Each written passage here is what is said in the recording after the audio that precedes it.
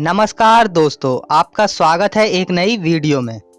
बेहतर स्वास्थ्य और सेहत के लिए भोजन करना ही काफ़ी नहीं होता, बल्कि उसमें पोषण होना भी बहुत ज़रूरी है। इन्हीं में से एक प्रोटीन भी शरीर के लिए बहुत आवश्यक होता है। इस वीडियो में हम विस्तार से प्रोटीन के विषय में बात करेंगे कि प्रोटीन क्या होता है, प्रोटीन की कमी से हमारे शरीर पर क्या असर पड़ता है, या प्रोटीन की अधिकता का हमारे शरीर पर क्या परिणाम होता है। वीडियो के अंत में हम प्रोटीन के महत्वपूर्ण स्रोत के विषय में बात करेंगे। आपसे अनुरोध है कि वीडियो को अंत तक जरूर देखें, और अगर आपने अब तक चैनल को सब्सक्राइब नहीं किया है तो जल्दी से कर लीजिए, ताकि आपसे कोई आवश्यक जानकारी मिस ना हो। चलिए वीडियो को स्टार्ट करते हैं। प्रोटीन मानव शरीर के लिए आवश्यक पोषक तत्व होता है। प्रोटीन नाम का प्रयोग सर्वप्रथम 1838 में जैकोब बर्जेलियस ने किया था। प्रोटीन का निर्माण कार्बन, हाइड्रोजन, ऑक्सीजन, नाइट्रोजन और कभी-कभी बहुत कम मात्रा में सल्फर और फास्फोरस नामक तत्वों से मिलकर होता है। प्रोटीन के अणु काफ़ी बड़े होते हैं, इसलिए वे प्रत्यक्ष रूप से हमारे रक्त में नहीं मिल पाते। अतः वे हमारे पाचन क्रिया संस्थान के द्वारा अमीनो एसिड्स में बदल जाते हैं। इन अमीनो एसिड्स का प्रयोग शरीर के द्वारा रक्त, मांसपेशियों, नाखूनों, त्वचा, बालों व आंतरिक अंगों के निर्माण करने में किया जाता है। प्रोटीन शारीरिक वृद्धि व विकास और विभिन्न जैविक क्रियाओं के लिए आवश्यक होता है।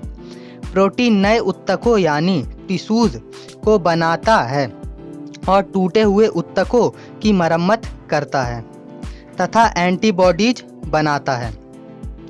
क्या आपको पता है शरीर को 1 ग्राम प्रोटीन से कितनी ऊर्जा प्राप्त होती है? चलिए इस पर बात करते हैं। शरीर को 1 ग्राम प्रोटीन से 4.1 कैलोरी एनर्जी प्राप्त होती है। अब हम बात करेंगे कि प्रोटीन कितने प्रकार का होता है। प्रोटीन मुख्य रूप से 3 प्रकार का होता है: सरल प्रोटीन, संयुक्त प्रोटीन और व्युत्पन्न प्रोटीन। सरल प्रोटीन वह प्रोटीन होता है जिसका गठन केवल अमीनो अम्ल द्वारा होता है, जैसे एल्यूमिनस, हिस्टोन आदि। संयुक्त प्रोटीन वह प्रोटीन होता है जिसके गठन में अमीनो अम्ल के साथ कुछ अन्य पदार्थों के अणु भी उपस्थित रहते हैं, जैसे क्रोमोप्रोटीन, ग्लाइकोप्रोटीन आदि। व्युत्पन्न प्रोटीन वह प्रोटीन है जो सरल या संयुक्त प्रोटीन के विघटन से प्राप्त होते हैं, उदाहरण के तौर पर प्रोटीन्स, प्रोटीन आदि।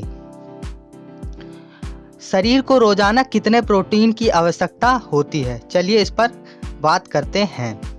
प्रोटीन की आवश्यकता हमारे भार और आपके कैलोरी इनटेक पर निर्भर करती है, क्योंकि आपके कुल कैलोरी का 20 से 35% प्रोटीन से आना चाहिए।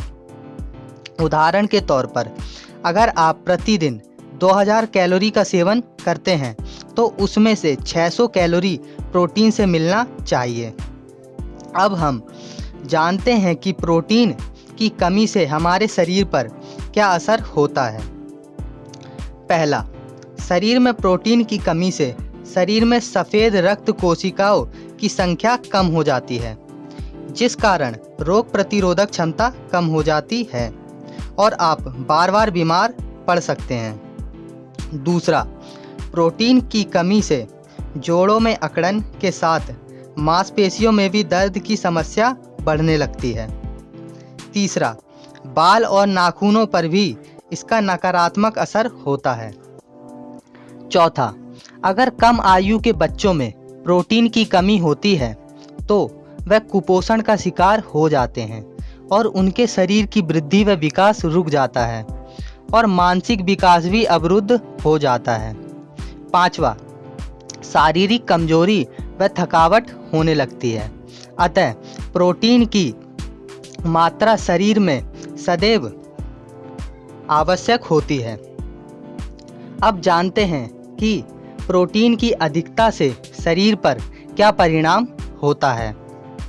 अधिक मात्रा में प्रोटीन लेना भी नुकसानदेह है।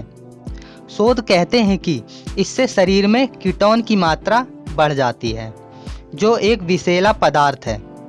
अधिक मात्रा में प्रोटीन लेने से विशेष रूप से पशु प्रोटीन के प्रयोग के परिणाम स्वरूप हार्ट डिजीज, स्ट्रोक, कैंसर व गुर्दों में पथरियां हो सकती हैं। अब हम प्रोटीन के स्रोत के विषय में बात करेंगे। प्रोटीन के स्रोत को दो भागों में बांट सकते हैं, पशु प्रोटीन और वनस्पति प्रोटीन। पहला, पशु प्रोटीन। पशु प्रोटीन में अंडा, दूध, मांस, मछली व दूध से बनी वस्तुएं जैसे पनीर, दही आदि पाया जाता है। दूसरा, वनस्पति प्रोटीन। वनस्पति प्रोटीन के प्रमुख स्रोत हैं दाल, सोयाबीन, तिल, मूंगफली, अनाज और सूखे मेवे जैसे बादाम, अखरोट आदि। इसी के साथ मैं आपसे विदा लेता हूँ। फिर से मिलेंगे एक नई वीडियो में, और इस वीडियो को लाइक और शेयर करना ना भूलें ताकि दूसरे लोगों को भी ये जानकारी मिल सके। धन्यवाद।